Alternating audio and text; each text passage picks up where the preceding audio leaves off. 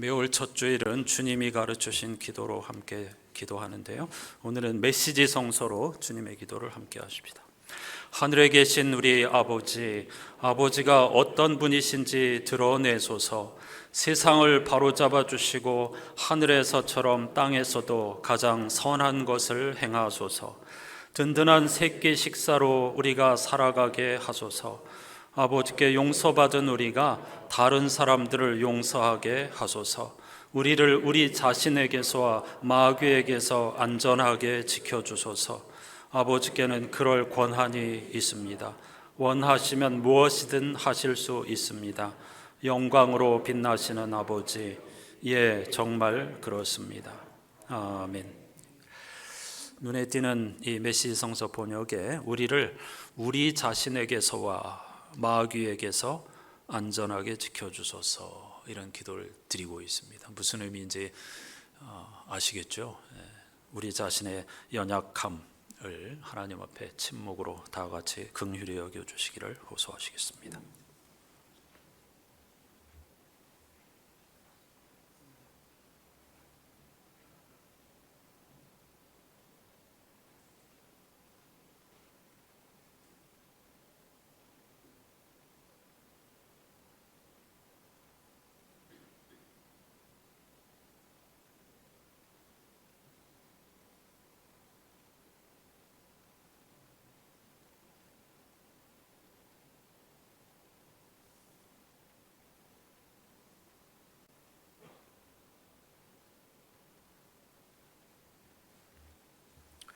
생명이신 하나님의 약속의 말씀이 여기에 있습니다.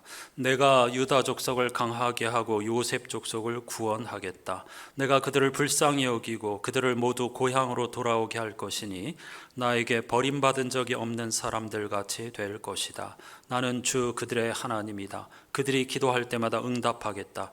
내가 휘파람을 불어서 그들을 모으겠다. 내가 이미 그들을 구원하였으니 그들이 옛날처럼 다시 번성할 것이다. 아멘.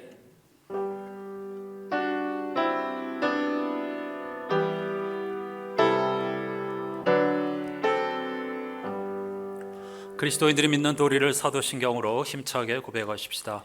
나는 전능하신 아버지 하나님 천지의 창조주를 믿습니다.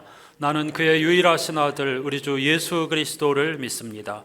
그는 성령으로 잉태되어 동정녀 마리아에게서 나시고 본디오 빌라도에게 고난을 받아 십자가에 못 박혀 죽으시고 장사된 지 사흘 만에 죽은 자 가운데서 다시 살아나셨으며 하늘에 오르시어 전능하신 아버지 하나님 우편에 앉아 계시다가 거기로부터 살아있는 자와 죽은 자를 심판하러 오십니다. 나는 성령을 믿으며 거룩한 공교회와 성도의 교제와 죄를 용서받는 것과 몸의 부활과 영생을 믿습니다. 아멘. 이번 주 성서 일과표에 포함된 시편 13편 말씀을 교독합니다.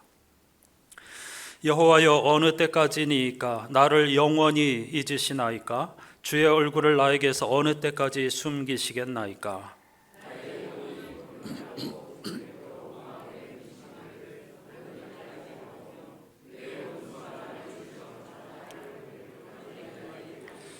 여호와 내 하나님이여, 나를 생각하사 응답하시고 나의 눈을 밝히소서. 두렵건대 내가 사망의 잠을 잘까 하오며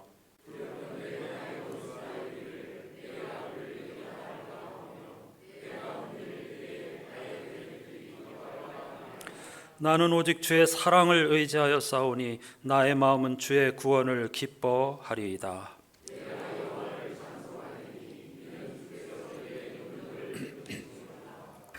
아멘.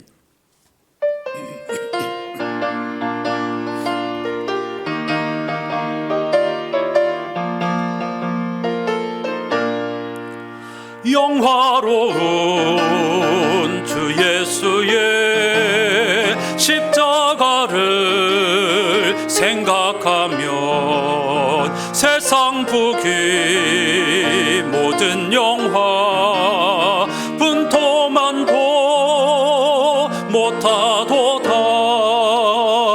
오 갈보리, 오 갈보리, 주 예수 나를 위하여 십자가에 못 박히신 보배로우신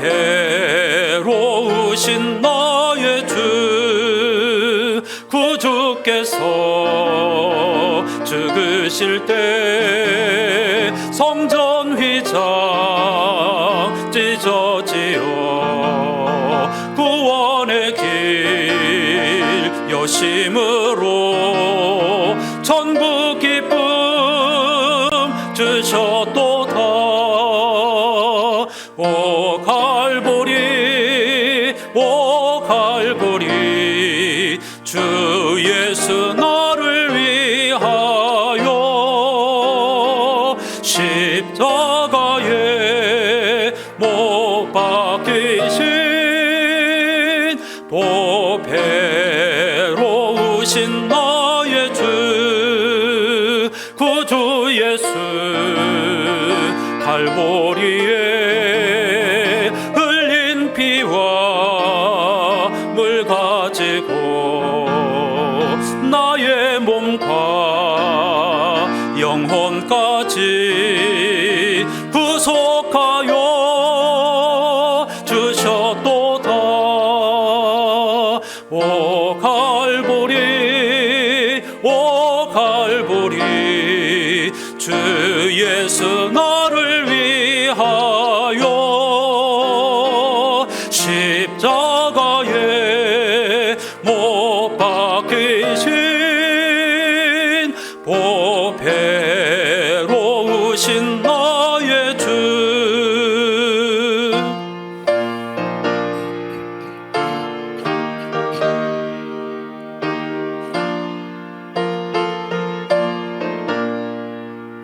구주 예수 나를 위해 십자가에 죽었으니 그 사랑에 감격하여 이 몸 주께 드립니다.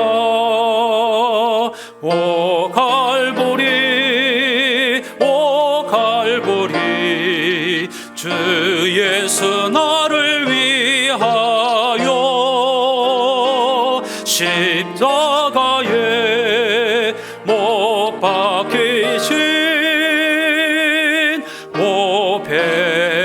보배로우신 나의 주.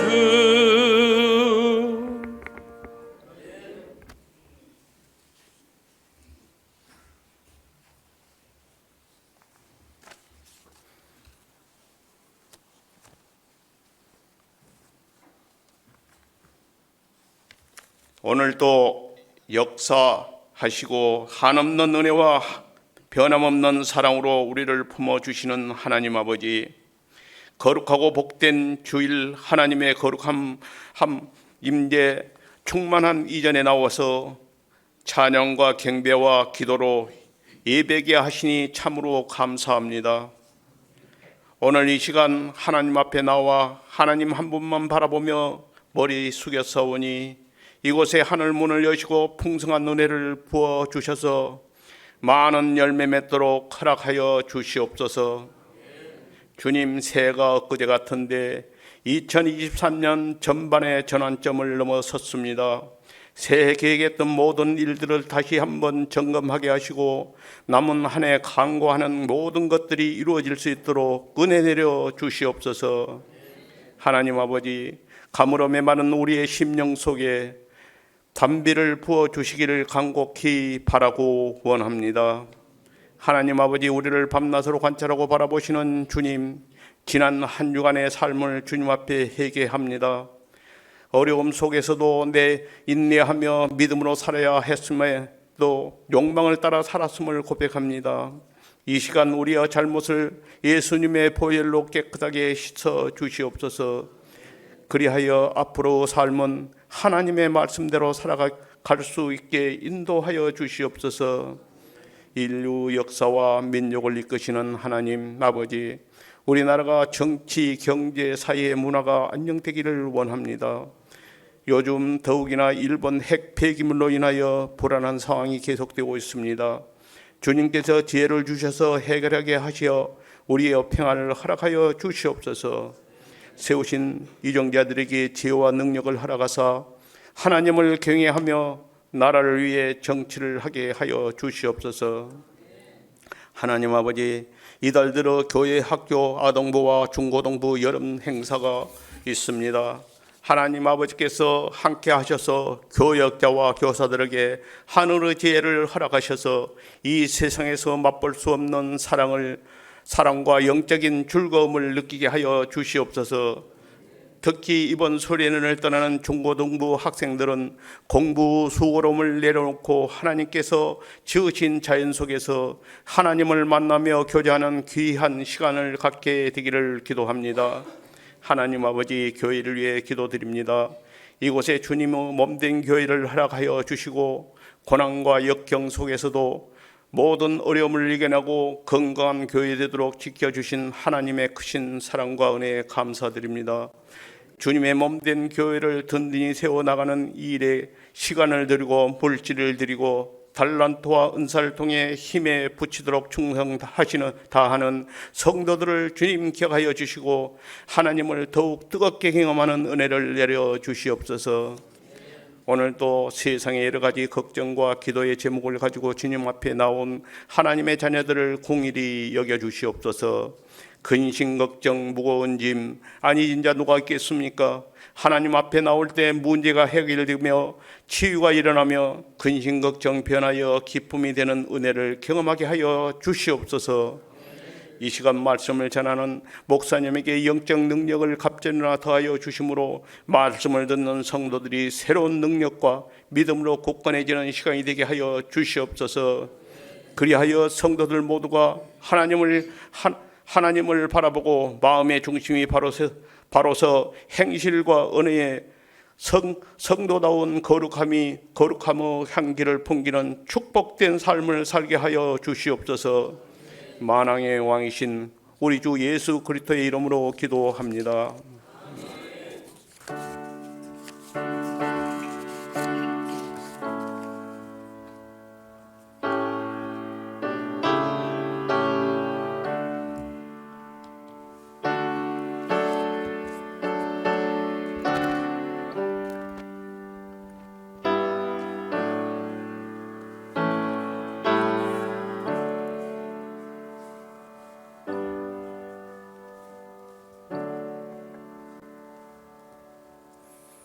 모두 자리에서 일어나셔서 오늘 우리에게 주시는 하나님의 말씀을 경청하겠습니다. 성령 강림절후 5번째 주일에 주시는 하나님의 말씀은 구약성서 창세기 22장 9절로 12절까지입니다. 오늘은 세 번역으로 읽겠습니다. 그들이 하나님이 말씀하신 그곳에 이르러서 아브라함은 거기에 제단을 쌓고 제단 위에 장작을 벌려 놓았다. 그런 다음에 제 자식 이삭을 묶어서 제단 장작 위에 올려놓았다. 그는 손에 칼을 들고서 아들을 잡으려고 하였다.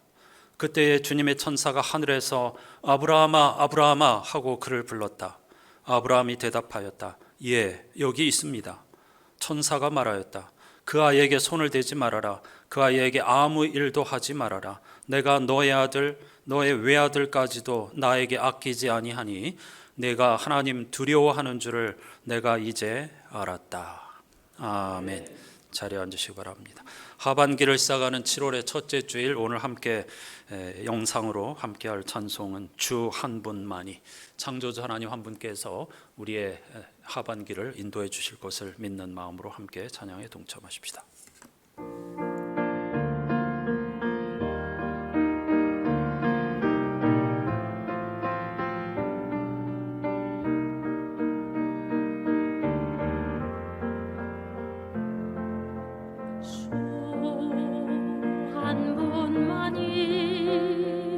이 모든 세상 창조하셨네.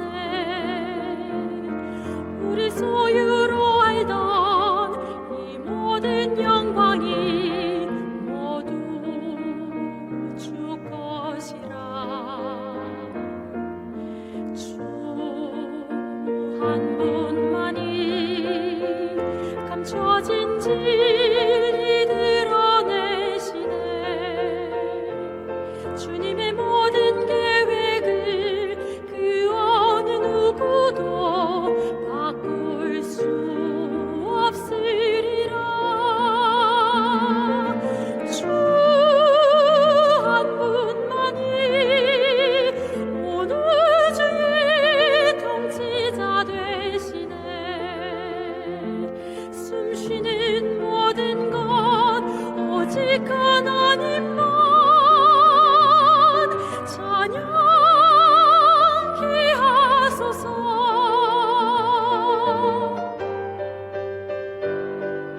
주 한 분만이 영원한 우리 기쁨 되시네. 오직 주님 한 분만 사모하는 마음 변함없으리라.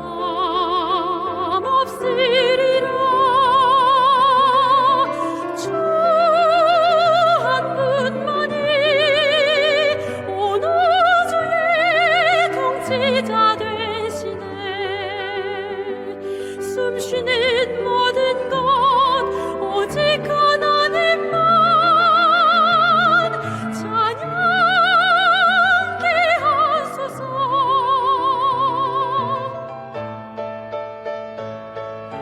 주 한 분만이 온 우주의 통치자 되시네. 숨 쉬는 모든 것 오직 하나님만 찬양케 하소서. 숨 쉬는 모든 것 오직 하나님만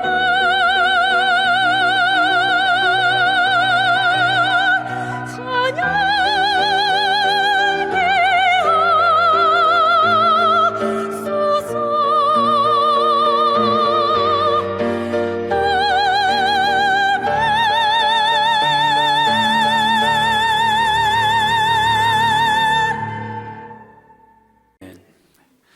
가사 가운데 주님 한 분만이 나의 기쁨이 되신다는 문장을 깊이 생각해 보시기를 권해 드립니다. 지난 한 주간 동안에 우리를 가장 놀라게 하고 아프게 한 소식은 유령 아이들에 관한 보도였습니다.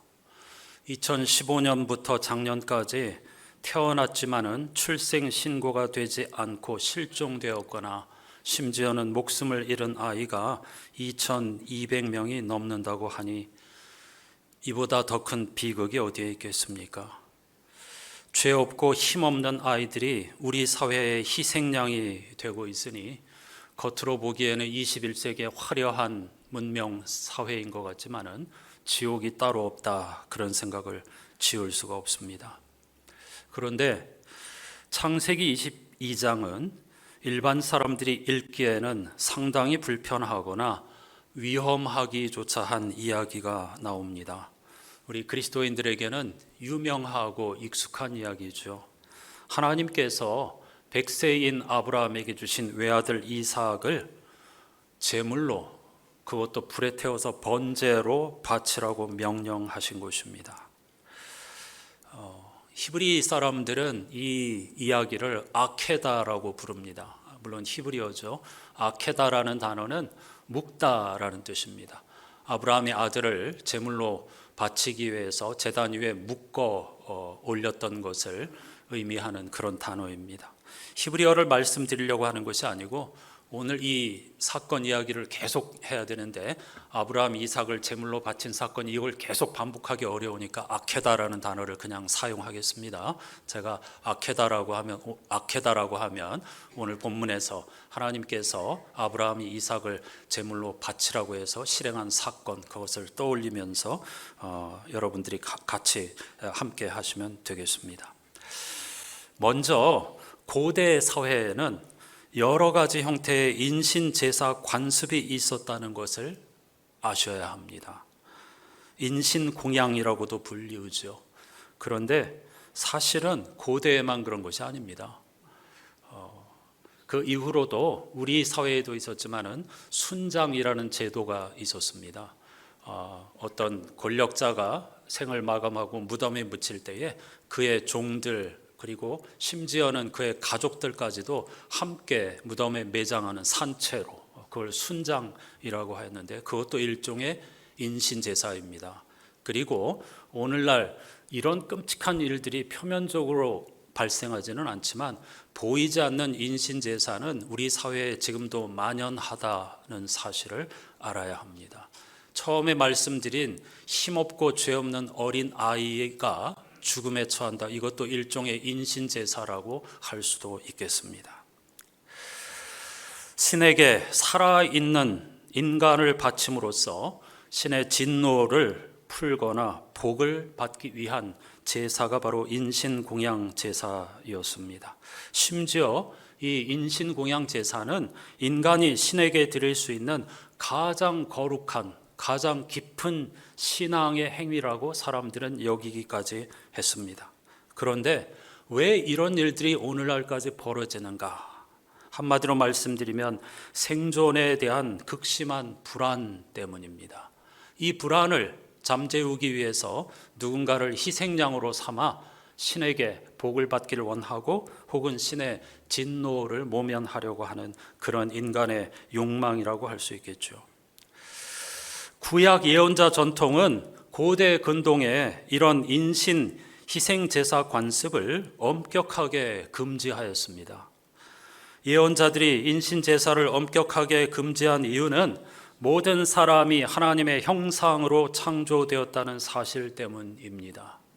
만일 우리가 이 사실을 제대로 인식한다면 오늘 어린아이들을 함부로 대하거나 약자들을 그리고 소수자들을 함부로 대하거나 차별하는 데 앞장서지 않을 것입니다.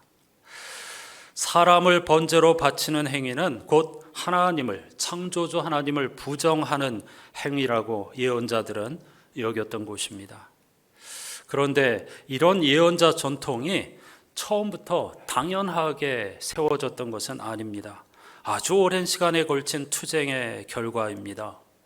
구약의 하나님 신앙도 여호와 신앙도 처음부터 결정되어 있었던 것이 아닙니다. 역사와 더불어서 하나님의 이해가 발전하면서 신앙이 점점 더 체계를 잡아가게 된 것입니다. 이 여호와 신앙은 주변 고대 근동 문화와 긴장과 갈등 사이에서 점점 하나님이 어떤 분이신가를 깨달아가면서 하나님을 바르게 이해하고 알아가면서 성립되고 자라간 것이 하나님 신앙이라고 할 수가 있겠습니다. 이런 인신제사 관습에 관하여서 예언자들의 그 선포가 있기 이전에 기록된 사건이 바로 이 창세기 22장의 아케다였다는 사실을 기억할 필요가 있습니다. 따라서 하나님께서 인간을 제물로 바치라고 하는 그런 명령을 하실 분인가에 대해서 여러분 성서를 문자 그대로 읽으시면 안 됩니다. 이 사건은 아주 심오한 의미가 있는 본문이고 아주 다각도로 해석할 수 있는 놀라운 말씀입니다. 문자 그대로 읽으시면 절대로 안 되는 말씀입니다. 이 아케다는 한마디로 말씀드리면 통과 의례에 대한 이야기입니다. 통과 의례, 출생부터 결혼, 군 입대, 대학 입학, 첫 번째 직장 취업, 죽음 이런 것들을 인간의 결정적인 순간 다음 단계로 넘어가는 통과 의례라고 이야기합니다.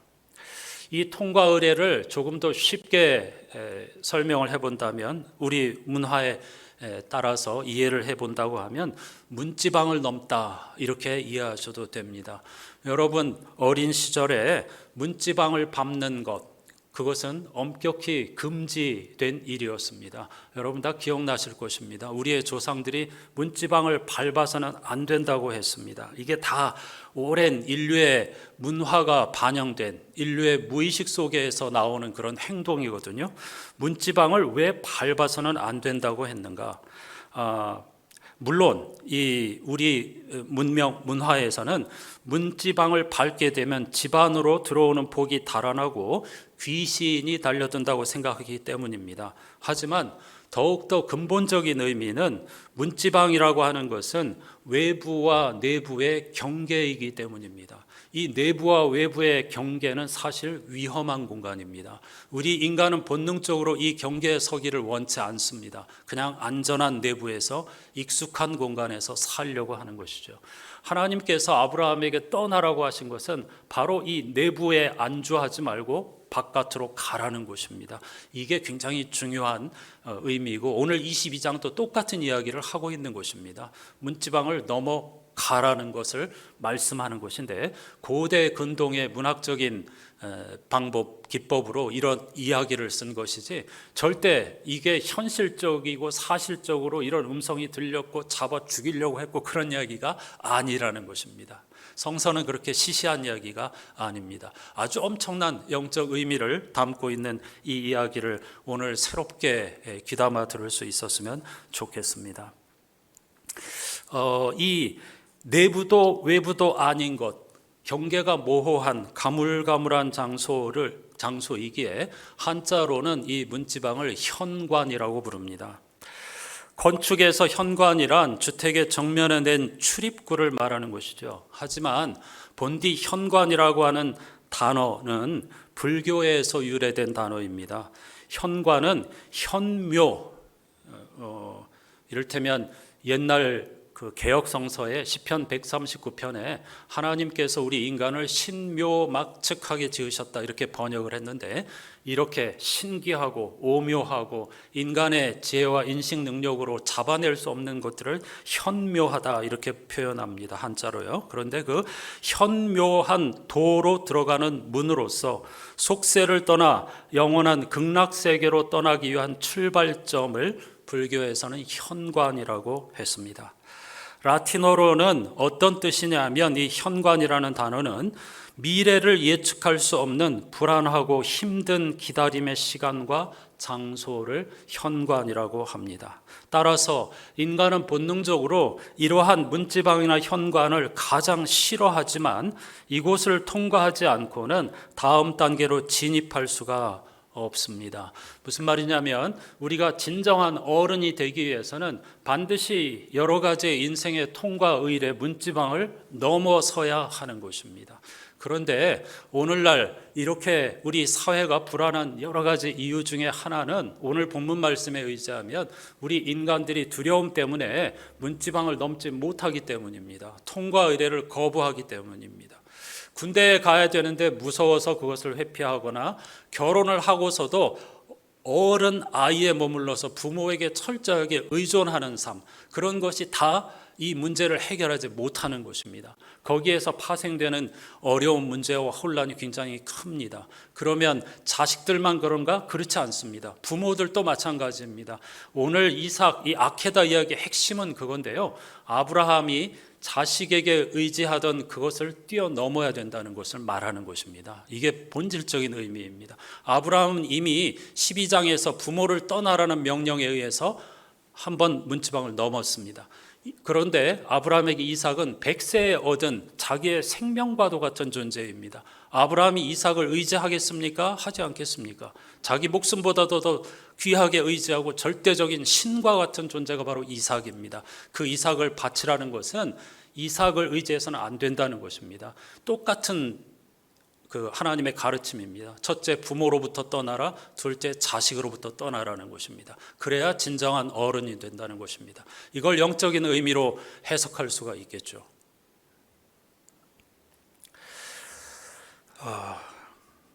두 번 다 하나님께서 아브라함에게 떠나라고 하셨을 때 우리말 성서에는 번역이 되지 않았지만은 너 자신을 위해라는 단서가 붙어 있습니다. 히브리어를 직역하면은요. 너 자신을 위해 네가 의지하던 고향과 부모를 떠나야 한다. 너 자신을 위해 네가 의지하는 자식을 떠나야 한다. 그래야 진정한 너 자신의 인생을 살아갈 수 있다. 이렇게 말씀하시는 겁니다. 그래서 오늘 아브라함이 두 번 걸쳐서 하나님의 말씀에 순종한 것이 첫 번째는 부모로부터의 독립, 두 번째는 자식으로부터의 독립이라는 걸 기억하셔야 하겠습니다. 이렇게 모두 그가 절대적으로 의지하던 조건들로부터의 독립인데 그것은 마치 죽음과도 같은 것입니다. 하지만 진정한 어른이 되기 위해서는 누구나 반드시 넘어야 하는 문지방, 그리고 반드시 통과해야 하는 의례라는 사실을 오늘 말씀이 가르쳐주고 있습니다. 그러면 익숙한 이야기들이지만은 오늘 전에 제가 창세기 12장 읽을 때 말씀드렸는데, 히브리 문학의 독특한 특성은 침묵 속의 웅변이라는 방식을 사용한다고 했습니다. 헬라 사람들의 책들을 보면 일일이 다 설명해 줍니다. 궁금증을 다 풀어줍니다. 히브리 성서에서는 행간의 모든 것이 다 담겨져 있습니다. 오늘 이 사건, 아케다 사건을 처음 시작하는 문장은 뭐냐 하면 1절에 이런 일이 있은 후 이렇게 되어 있습니다. 이런 일이 뭔지 아무 설명도 하지 않습니다. 갑자기 22장 1절에서 이런 일이 있은 후 이렇게 시작합니다. 21장과 연관되는 것도 아닙니다. 뜬금없이 이런 일이 있은 후 이렇게 시작하는데, 여기에 침묵 속에 웅변이 담겨 있는 것입니다. 유대인들은 성서에서 하나님께로부터 시험을 당한 또 다른 인물인 욥을 떠올리면서 이런 일이 도대체 무엇이었을까를 떠올립니다. 하나님께서는 천상의 회의에서 사탄들과 의논하면서 사탄이 욥이 하나님께 받은 복이 많기 때문에 지금 신앙생활을 잘하는 거지, 그거 다 빼앗아 보십시오, 그러면 틀림없이 하나님 돌아설 겁니다, 이렇게 이야기했을 때 하나님께서 좋아, 그럼 한번 시험해봐, 이렇게 허락을 하신 것이죠. 이런 일이 있은 후라는 구절을 유대인들은 하나님께서 마찬가지로 신들의 회의에서 아브라함이 과연 믿음의 조상으로서 인류의 구원을 위한 그런 씨앗의 역할을 할 수 있는 인물인지를 시험하기로 결정한 후, 그런 뜻으로 이해합니다. 이건 이제 문학적인 상상력일 수도 있겠죠. 그런 일이 있은 후 아브라함은 하나님께서 자신을 부르는 소리를 듣고 예 여기에 있습니다, 이게 세 번역입니다, 예 여기에 있습니다라고 대답하였죠. 여기 제가 여기 있습니다라고 하는 히브리어는 하나님께서 인간에게 어떤 임무를 부여하기 위해서 부르실 때에 그가 하나님을 향하여 대답하는 정형화된 대답입니다. 그러니까 우리가 일반적으로 생각하는 대답이 아니라는 뜻입니다. 예 여기에 있습니다라고 번역된 문장은 제가 당신의 말씀을 듣고 순종할 준비가 되어 있으니 어서 말씀하십시오, 그런 뜻입니다. 그래서 제가 준비되었습니다 하는 말이 오늘 본문에 3차례 반복됩니다. 아브라함이 제가 들을 준비가 되었습니다라고 대답하자 하나님께서 네가 사랑하는 외아들 이삭을 데리고 모리아 땅으로 가라, 이렇게 명령하셨죠. 모리아는 어딘가, 그거 질문할 필요가 전혀 없습니다. 왜냐하면 모리아는 보이는 장소가 아니기 때문입니다. 영적인 장소를 은유적으로 표현하는 곳입니다. 하나님의 명령을 받고 하나님의 뜻을 깨닫고 자신의 소명을 찾아서 그 길을 정성스럽게 걷다 보면 우리 눈 앞에 서서히 모습을 드러낸 장소가 바로 모리아입니다. 그래서 하나님께서는 아브라함에게 이 여정을 시작하면 언젠가 길 위에서 그 장소를 알려주겠다고 말씀하신 것입니다. 이것은 12장에서와 똑같습니다. 내가 지시할 땅으로 가라고 하셨죠. 그게 어떤 정해진 장소가 아닌 것입니다. 아브라함이 모리아에서 해야 할 일은 이삭을 번제로 바치는 것이죠. 번제라고 하는 것은 제물을 완전히 태워서 그 연기, 향기를 신에게 바치는 제사입니다. 이 명령을 들었을 때에 아브라함은 얼마나 참담했을까요? 그럼에도 불구하고 아브라함은 한마디도 항의했다는 말이 성서에 없습니다.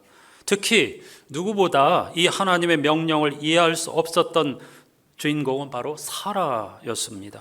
하지만 사라는 이 이야기에 한 번도 등장하지 않습니다. 마찬가지로 침묵 속의 웅변이라고 하는 기법을 통해서 사라는 이 모든 사건을 묵묵히 지켜볼 뿐이었다는 사실을 우리에게 가르쳐주고 있습니다. 왜냐하면 이 아케다 이야기의 주인공은 많은 그리스도인들이 생각하는 것처럼 아브라함이 아니고 이삭이기 때문입니다. 이삭은 우리가 생각하는 것처럼 어린 아이가 아닙니다. 이삭은 이미 이때 스스로 모든 것을 결정할 수 있는 성인이었습니다. 구약 성서는 기원전 3세기에 그리스어로 번역되었고 기원 후 5세기에는 로마 제국의 국제 언어, 오늘날로 말하면 영어라고 할 수 있는 라틴어로 번역이 되었습니다. 그런데 그리스어와 라틴어 번역자들의 잘못된 해석이 아케다를 이삭이 아닌 아브라함의 신앙에 대한 시험으로 둔갑시켜 버린 겁니다. 아케다의 주인공이 이삭인데 아브라함으로 오해한 것이죠. 성서에는 분명, 히브리 성서에는 분명 나와 이 건장한 청년이라고 되어 있습니다. 이삭을 향하여서 이 건장한 청년이라고 했습니다. 그런데 그리스어와 라틴어 번역자들이 모두 나와 이 어린 아이로 오역을 하였습니다. 그들은 이 아케다를 자신의 외아들마저 하나님께 바치는 아브라함의 신앙을 칭송하기 위하여 히브리 성서의 원문을 오역한 것입니다. 이 번역의 영향을 받은 모든 유럽과 미국 성서 번역본들, 그리고 그것을 따라 번역한 우리말 성서 번역에도 모두 나와 이 어린 아이로 번역이 됨으로써 우리에게 매우 중요한 혼란을 야기한 안타까움이 있습니다. 처음부터 말씀드렸지만 이 아케다는 이삭의 통과 의례에 관한 이야기입니다. 이삭이 문지방을 넘어서는 이야기, 그래서 진정한 신앙의 어른이 되는 이야기를 우리에게 가르쳐주고 있는 것입니다. 아브라함은 길을 떠날 준비를 시켰습니다. 그리고 길을 떠나서 사흘 만에 멀리 모리아가 어렴풋이 보였다라고 기록하고 있는데, 이때부터 성서 기자는 모리아라고 하는 지명을 사용하지 않고 새로운 대명사, 즉 그곳이라고 표현하고 있습니다. 여러분들이 성서 일과표를 자세하게 일주일 동안 읽어보시기를 바랍니다. 아브라함은 하나님께서 말한 그곳을 사흘이 지나서 어렴풋이 알기 시작한 것 같습니다. 하나님께서 말한 모리아는 미지의 세계가 아니라 영적 여정 그 자체를 의미하는 것입니다. 아브라함은 사흘 동안 아들 이삭과 두 종과 함께 나귀를 타고 사막을 지나왔습니다. 아브라함과 이삭에게 사흘이라고 하는 이 상징적인 기간, 사실 성서에서 사흘이라고 하는 것은 굉장히 다 중요한 의미가 있습니다. 그냥 넘어가면 안 되는 표현이 사흘 만에 그런 표현이죠.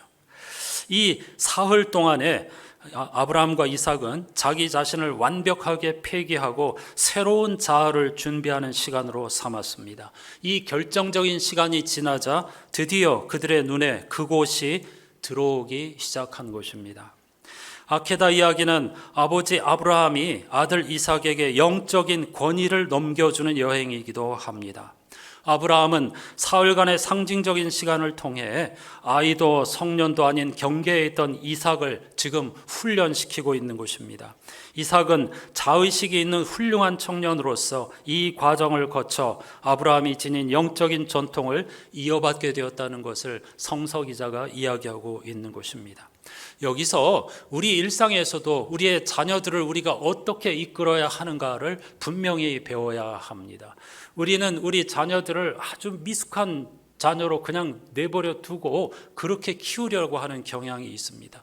애지중지하고 특히 요즘에는 하나 정도 낳기 때문에 모든 것을 다 성인이 되었는데도 다 해주려고 합니다. 그건 아이를 망치는 길입니다. 떠나게 해야 합니다. 서로가 떠나야 합니다. 그래야 자기 자신이 되고 진정한 성인이 되고 이 사회가 건강해지는 것입니다. 온통 떠나지 못하고 서로가 부모는 자녀를, 자녀는 부모를 의지하고 있으니 이 세상이 바로 건강하게 될 리가 없는 것이죠. 죽음처럼 두려운 일이지만은 살기 위해서는 반드시 떠나야 하는 것입니다. 이게 하나님의 지혜이고 하나님의 명령이라는 사실을 기억해야 하겠습니다. 성서 기자는 아브라함과 이삭을 두 사람은 함께 걸었다 이렇게 표현하고 있는데, 이 짧은 본문 안에 함께 걸었다가 3번 반복됩니다. 예, 여기 있습니다가 3번 반복되고 함께 걸었다도 3번 반복됩니다. 한 마음으로 한 사람처럼 함께라는 뜻입니다. 이 아케다 사건은 아버지 아브라함이 아들 이삭에게 강요한 사건이 아닙니다. 함께한 사건입니다. 유대인 화가 샤갈은 이 순간을 화폭에 담았습니다. 샤갈의 그림을 잠깐 보시죠. 번제 장소로 가는 아브라함과 이삭. 번제 나무, 번제에 쓸 나무를 지금 이삭이 지고 있고, 아브라함은 거의 앞을 보지 못하는 노인으로 샤갈이 묘사하고 있고, 제단에 제물을 살 불씨를 들고 있고 제물을 잡을 칼을 들고 있는 그런 모습입니다. 아브라함이 100세에 이삭을 낳았고 이삭이 성년이 되었기 때문에 학자들의 견해에 의하면 사라의 연수를 따지면 이때 이삭의 나이는 최대 37살이었을 거라고 이렇게 추측을 하고 있습니다. 그건 참고로만 하시고요. 굳이 아브라함의 나이를 계산한다면 겨우 생명을 부지할 정도라고 샤갈은 생각하고 이렇게 그림을 그린 것입니다. 이삭은 자신을 불사를 장작을 어깨에 지고 산을 오르고 있습니다. 아브라함은 왼손에는 칼을 오른손에는 불을 들고 가는데 앞이 잘 보이지 않았기 때문에 아마도 이삭이 그 길을 인도했을 것입니다. 가는 길에 이삭이 무겁게 입을 열어서 아버지를 불렀습니다. 그러자 아브라함이 두 번째로 내가 여기 있다 말해보아라, 들을 준비가 되었다, 이렇게 대답을 합니다. 이삭이 뭐라고 질문했습니까? 다 있는데 왜 재물이 없습니까? 그렇게 물었죠. 그러자 아브라함이 번제로 바칠 어린 양은 하나님이 직접 마련해 주실 거야 라고 짤막하게 대답을 했고, 두 사람 사이에는 다시 침묵이 흐릅니다. 이 침묵은 어떤 면에서는 절규라고도 할 수 있는데, 예수께서 점점 다가오는 자신의 죽음 앞에서 하나님 앞에 엎드려서 겟세마네 동산에서 이 잔이 내게서 지나갈 수 없는 것이라면 아버지의 뜻대로 하십시오라고 절규했던 것을 떠올리게 합니다. 이삭이 한 말과 예수께서 겟세마네 동산에서 기도하신 것은 매우 유사합니다. 이 말은 아케다 사건과 예수님의 십자가 사건이 깊이 연관되어 있다는 사실을 의미합니다. 두 사람이 함께 걸었다는 표현은 앞으로 하게 될 일은 서로 동의하에 지금 하고 있는 행동이라는 뜻입니다. 하나님께서 말씀하신 곳에 마침내 이르러서 아브라함과 이삭은 제단을 쌓고 장작을 버려놓았는데, 아브라함이 했다기보다는 아마 이삭이 직접 했을 가능성이 훨씬 높습니다. 그리고 나서 이삭이 스스로 자신을 묶었을 가능성이 더 높습니다. 아브라함은 손에 칼을 들고서 아들을 잡으려고 하였습니다. 그 절체절명의 순간을 렘브란트라는 화가가 그림으로 묘사하였습니다. 렘브란트에게 이 사건 아케다가 얼마나 큰 인상을 남겼는지 그는 10년 주기로 무려 3번이나 같은 주제의 그림을 그렸습니다. 그 그림 가운데 가장 인상적인 그림이 바로 이 작품이고 첫 번째로 그린 작품입니다. 천사가 화들짝 놀라서 아브라함의 손을 붙잡고 있고 아브라함도 깜짝 놀라는 그런 모습을 매우 사실적으로 이렇게 묘사하고 있는 것을 볼 수가 있습니다. 이삭은 중요한 순간에 반항이라도 했을 법한데 한마디 입도 열지 않았습니다. 이삭이 아브라함과 야곱과 함께 이스라엘 민족 신앙의 조상이 될 만한 덕목을 확인할 수 있는 지점입니다. 그는 이미 성인으로 진입을 하였고 바로 그 순간 정신적으로나 영적으로 다른 세계로 들어가기 위한 의례를 치르고 있었던 것입니다. 그래서 제가 오늘 이삭은 죽었다 이런 제목을 정했는데, 이 순간 순종하기로 결정하고 문지방을 넘은 순간, 통과 의례에 자기 몸을 내맡기는 순간에 이삭은 죽은 것입니다. 이삭은 죽지 않았죠. 분명히 하나님께서 순양을 예비하셔서. 그러나 이삭은 죽은 것입니다. 새로운 존재로 태어났다는 뜻입니다.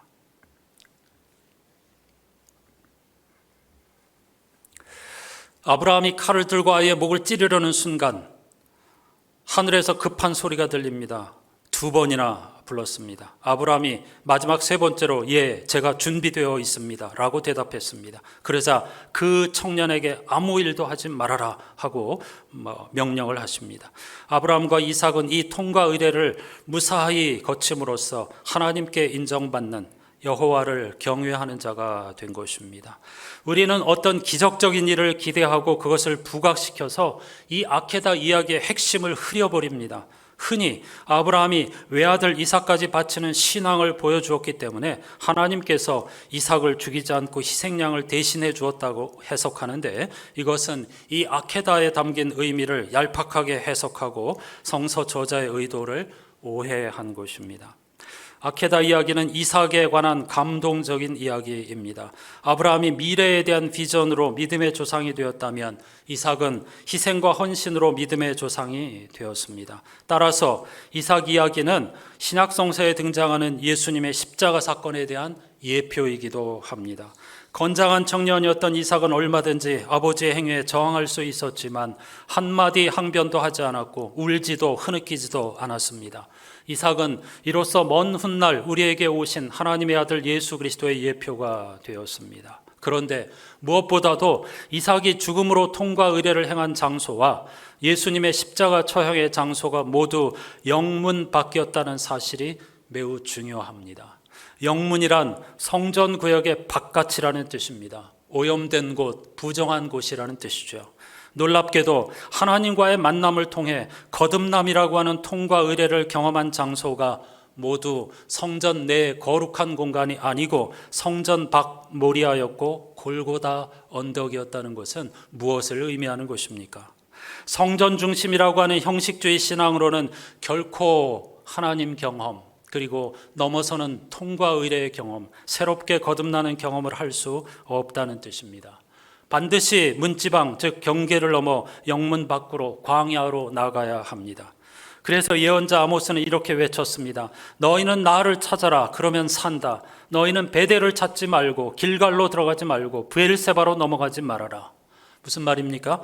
베델, 길갈, 브엘세바는 모두 당대의 이름난 성소였습니다. 사람들은 형식적으로 성소에 가서 제사를 드리면 문제가 해결되리라 생각했지만 하나님을 찾아야 산다는 것입니다. 예레미야 역시 너희는 이것이 여호와의 성전이라 여호와의 성전이라 여호와의 성전이라 하는 거짓말을 믿지 말라고 했고, 호세아도 내 백성이 지식이 없으므로 망하는도다라고 탄식하였죠. 하지만 우리는 여전히 익숙한 곳을 떠나 경계 밖으로 나갈 생각이 별로 없습니다. 부모를 떠날 용기도 없고 자녀를 떠나보낼 용기도 별로 없습니다.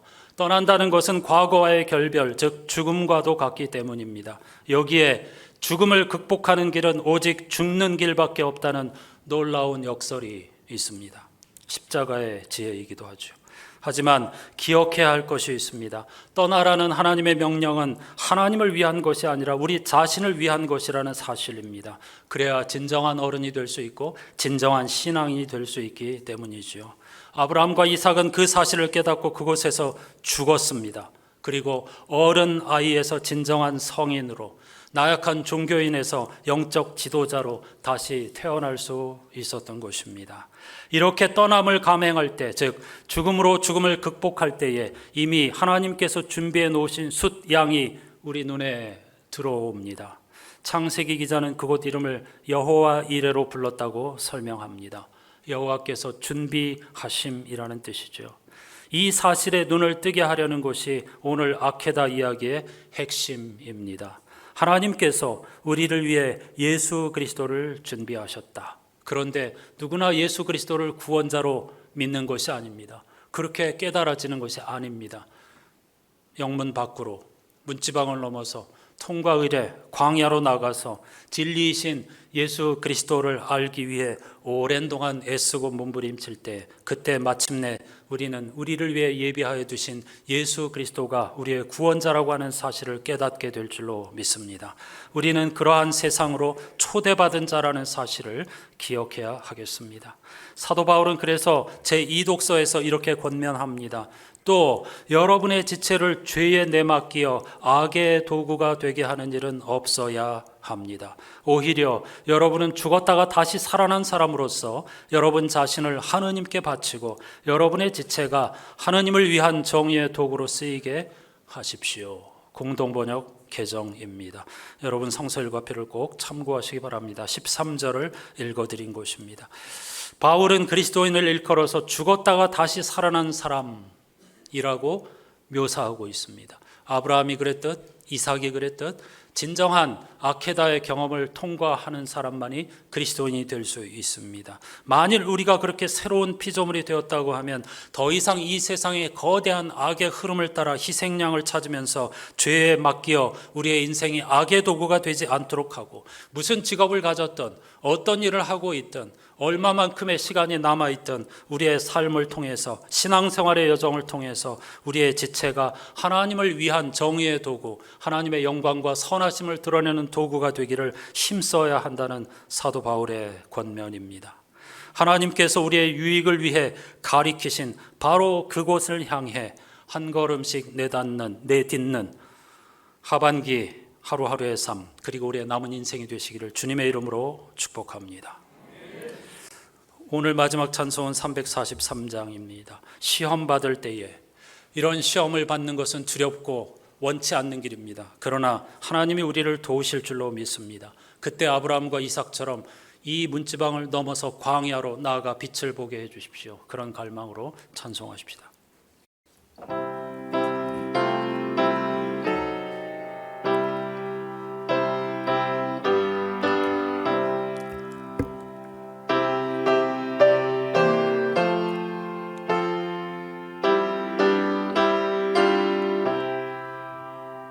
시험 받을 때에 나를 도우사 주를 떠나가지 말게 하소서.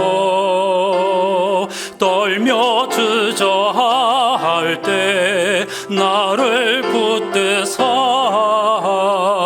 넘어지지 않게 지켜주소서. 세상 부귀영화 나를 얽매고 세상 헛된 재물 유혹할 때에 겟세마네 피땀 생각해 하사 십자가의 주를 보게 하소서. 주의 자비하심 내게 임하사 근심 걱정 고통 내가 당할 때 주의 능한 손을 보게 하시며 주여 나의 근심 맡아주소서.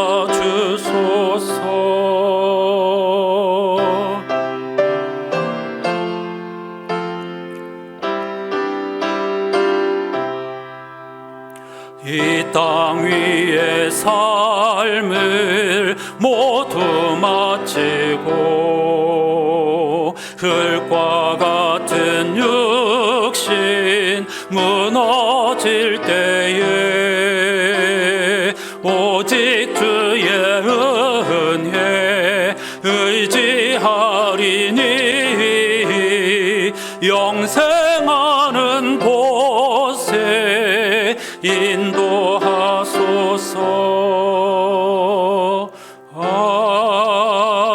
아멘.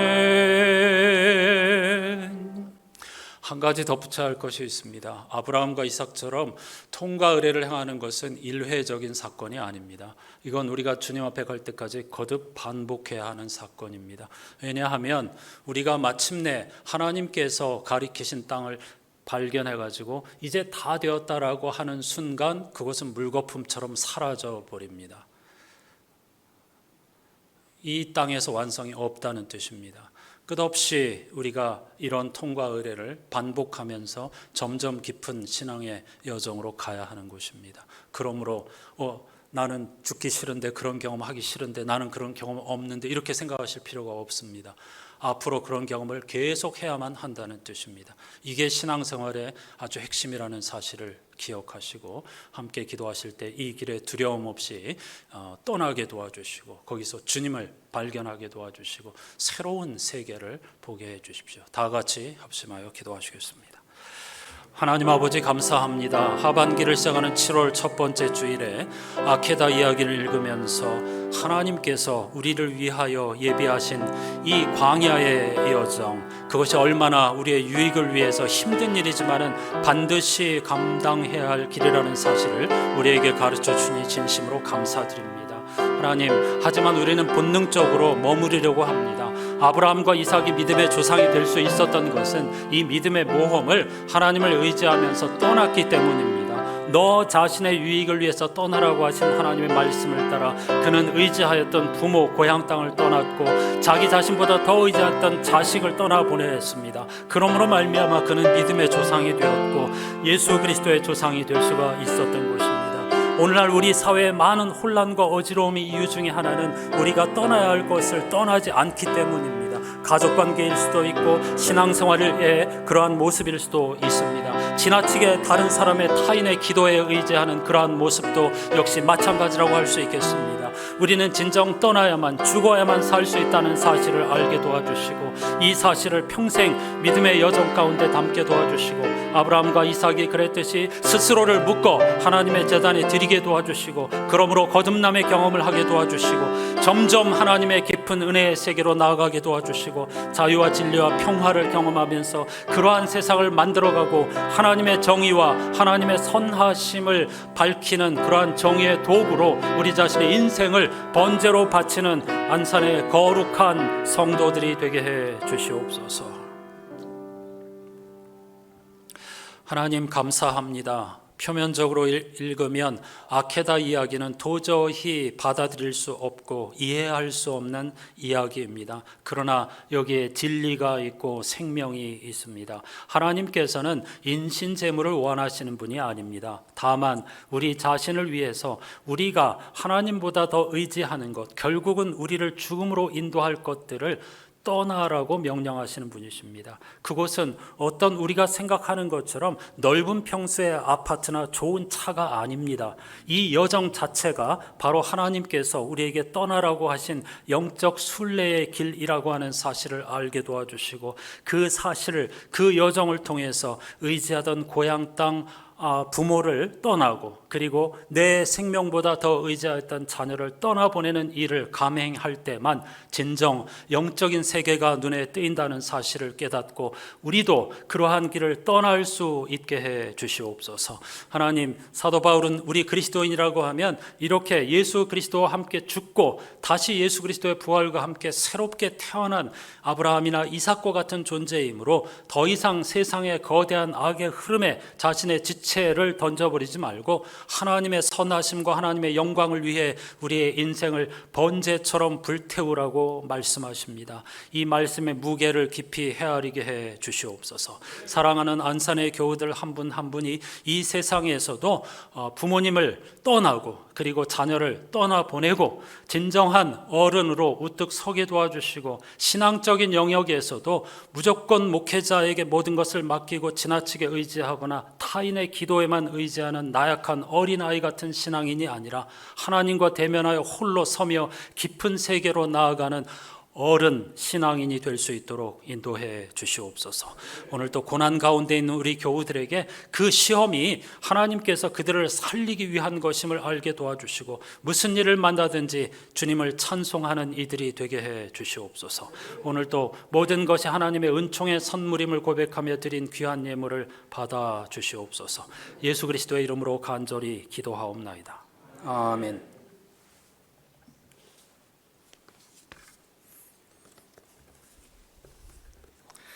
예, 오늘 이렇게 인사하십시다. 여러분을 하나님을 위한 정의의 도구로 사용하십시오.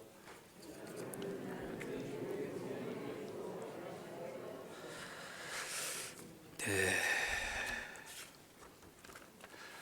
오늘 반주자 강혜리 집사님이 코로나를 만나서 함께하지 못했습니다.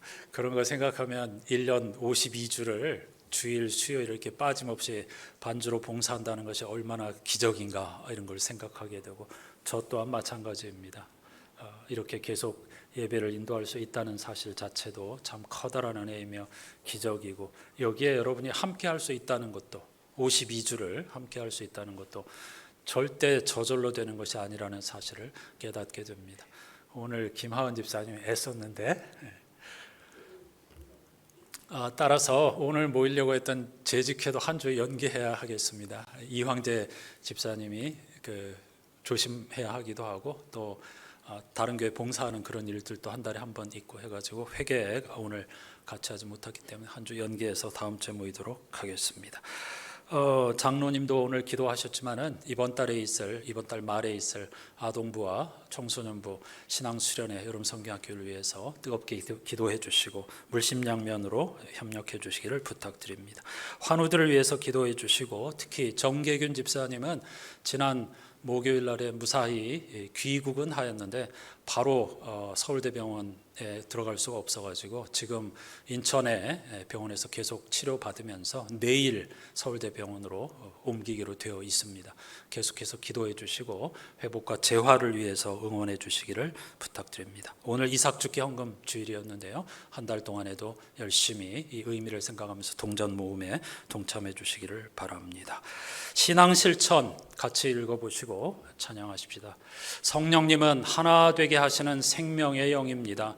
분열과 갈등으로 얼룩진 우리 사회의 평화를 위해 기도합시다.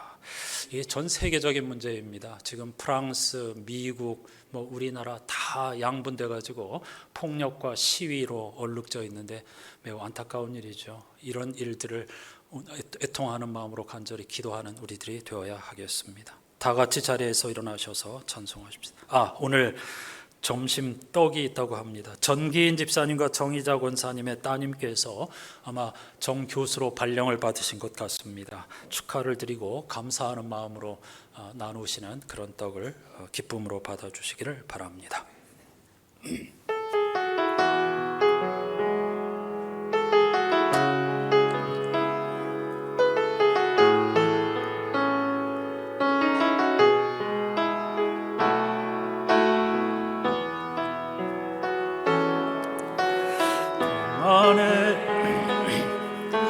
나의 힘을 의지할 수 없으니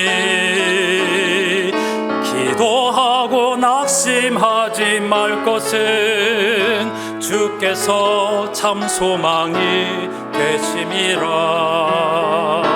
하나님의 꿈이 나의 비전이 되고 예수님의 성품이 나의 인격이 되고 성령님의 권능이 나의 능력이 되길 원하고 바라고 기도합니다. 주의 길을 걸어가는 동안에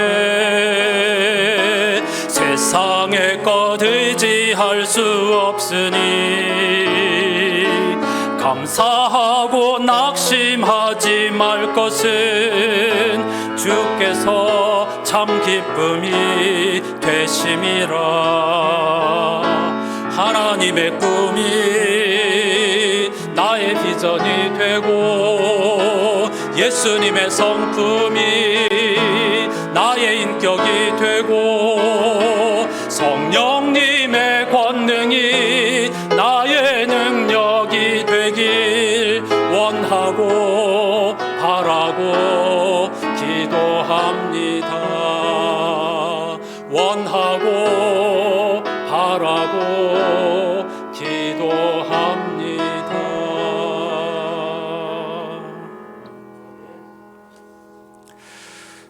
여러분의 지체를 죄에 내맡겨 악의 도구가 되게 하는 일은 없어야 합니다.